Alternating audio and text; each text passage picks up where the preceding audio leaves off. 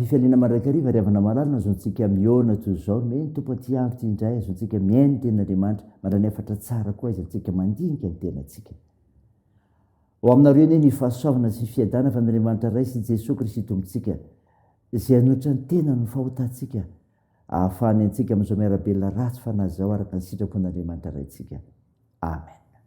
Talata 3 Martsa 2022 manjenantsika ilay hevitra hoe mitarika ao fandinihy tena ny tompo andeha ry havana idera sy ankalaza ame voninahitran'andriamanitra isika sambatra ny olona izay tsy mandeha amin'ny fisainany ratsy fanahy ary tsy mijanona amin'ny lalany faleha mpanota ary tsy miperaka amin'ny fipetrahan'ny mpaniratsira fa lalany Jehovah ny sitrany eny lalany saintsaina andro aman'alina dia tahaka ny azo amin'ireny amoron-drandro velona izy izay mamoa amin'ny fotoany ny ravin-kitso mba malazo ary ny asany rehetra dia ataony lavorary avokoa fa tsy mba toy izany ratsy fanahy fa toy ny akoho fa helin-drivotra izy ary noho izany ratsy fanahy dia tsy ajanona eo amin'ny fitsarana na ny mpanota eo amin'ny fiangonan'ny marina fa fantatr' Jehovah ny lalan'ny marina fa lalan'ny ratsy fanahy kosa dia mankany amin'ny fahaverezana. Amen.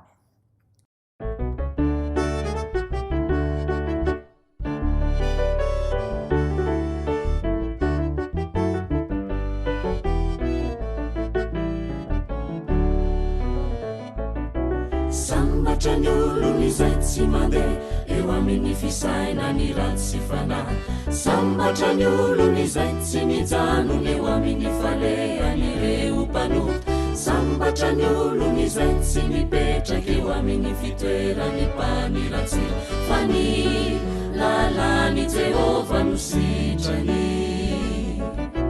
sambatra ny olony izay tsy mandeha eo amin'ny fisaina ny ratsy fanahy sambatra ny olony izay tsy mijanona eo amin'ny falehan'ireo mpanota sambatra ny olony izay tsy mipetraka eo amin'ny fitoerany mpaniratsira fa ny lalany Jehovah no sitrany fa ny lalany Jehovah ihany no sainy ny andro aman'alina tahaka ny azo izay ambolena eo amorony rano izay velona izay mamoa amin'ny tena fotony ny raviny kio sy alazo ary ny asany kio lavoraryo sambatra ny olony izay tsy mandeha eo amin'ny fisaina ny ratsy fanahy sambatra ny olony izay tsy mijanona eo amin'ny falehan'ireo mpanota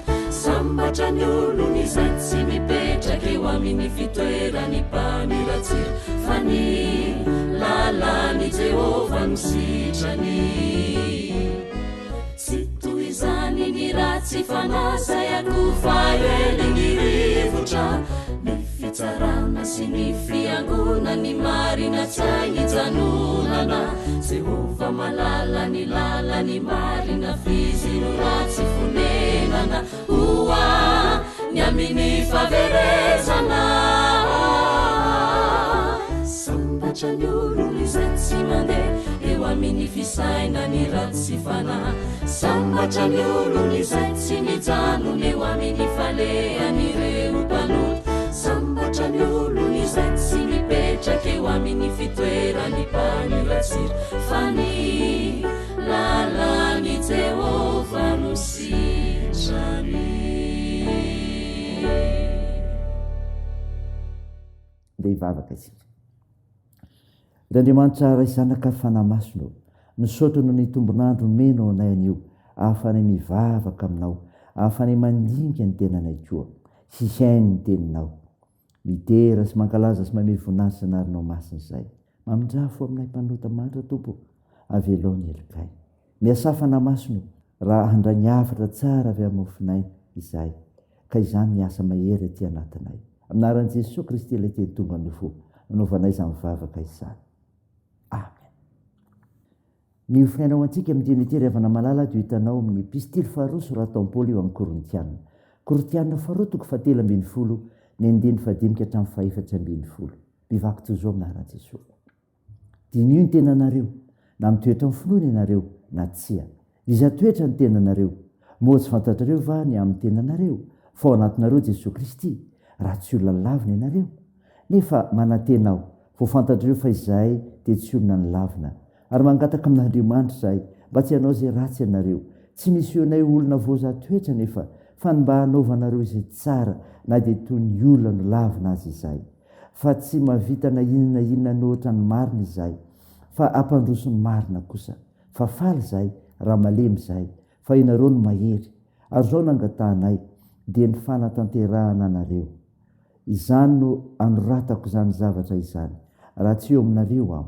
Fa andraho rehefa tonga aho dia hanao izay mafy araka ny hery izay nomeny Tompo aho, ho fananganana fa tsy ho fandravana. Farany rahalahy, mifalia, aoko ho tanteraka ianareo, mandraisa ny fampinonana, miraisa saina, mihavana, ary Andriamanitra ny fitiavana sy ny fiadanana ho aminareo. Mifanao veloma amin'ny fandroana masina. Ny olona masina rehetra manao veloma anareo.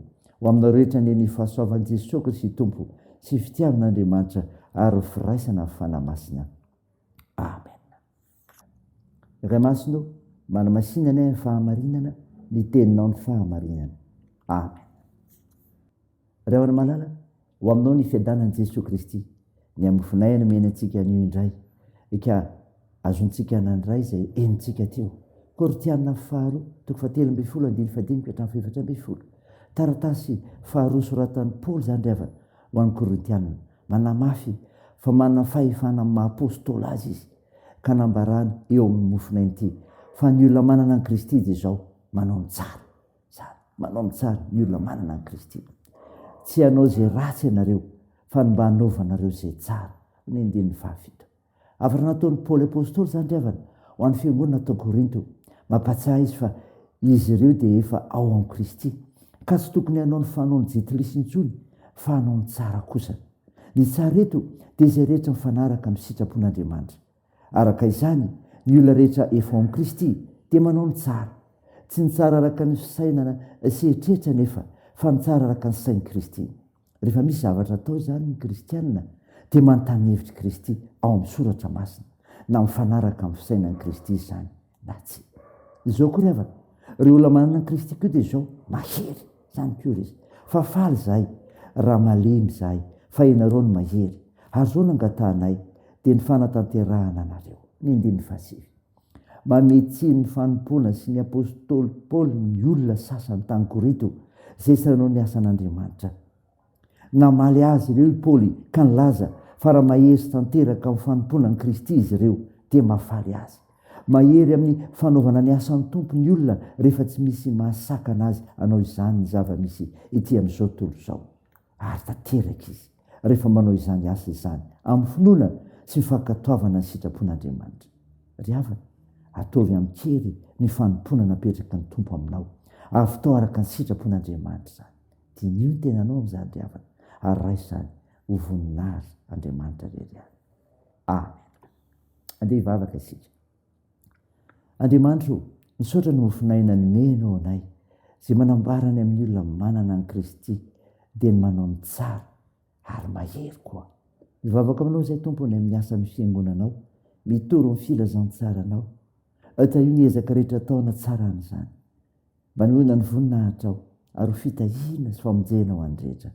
Mivavaka aminao izay ny sananareo marary Jesosy, ny fitahiana ny asa fitsaboana. Ampinoandreo azy manjo, vonjeo ireo mahatra sahirana ka tohanao ireo maresy zokiolona, tsinjovanareo tsaboana ihany koa. Tompo, tao io fiazakazahanay, ny asa fivelomana, fikasana tsara rehetra, ny fianarana, dia mirovanay, tao io ny firenenay. Mivavakay, dia tao anaran'i Jesosy Kristy mpamonjy anay, izay nampiandrinay ny vavaka manao hoe: ranay eo izay ny an-danitra, ao masina anie ny anaranao, ho tonga anie ny fanjakanao, atao ny sitraponao ety an-tany ao tahaky ny an-danitra. Meo ny an'izy anona sahaza ao anay, ary mamela ny elokay tahaka ny namelanay izy meloka taminay, ary aza mitondra anay amin'ny fakapanahy, fa manafany amin'ny ratsy, fa anao ny fanjakana sy ny hery ary ny voninahitra mandrakizay. Amen. Raha isa finoana revana malala ny ijorana tolotra anao amin'ny anaran'i Jesosy Kristy. Aza matahotra ianao fa momba anao aho. Raha iza merikerika foana fa izao n'Andriamanitra aho, mampahery anao aho sady mamonjy anao. Eny mitantana anao tanakavana amin'ny fahamarinako aho. Amen. Dia an'Andriamanitra irery ny voninahitra amin'ny anaran'ny Ray sy ny Zanaka ary ny Fanahy Masina. Amen.